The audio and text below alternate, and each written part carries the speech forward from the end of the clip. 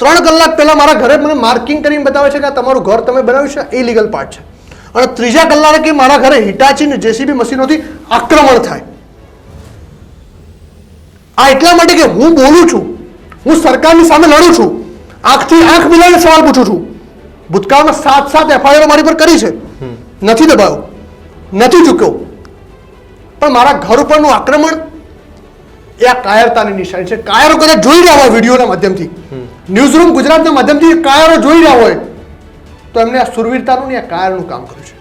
આ મારા ઘર ઉપર જે બુલડોઝર મોકલ્યું છે ને, એ કાયરનું કામ કર્યું છે.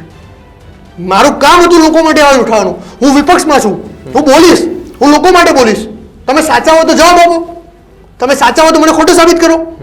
મારા ઘર ઉપર આક્રમણ કરવાનું આ કાયરતાનું કામ છે. સરકાર, તાનાશાહી તંત્ર, મ્યુનિસિપલ કોર્પોરેશન એ કાન ખોલીને સાંભળી લે.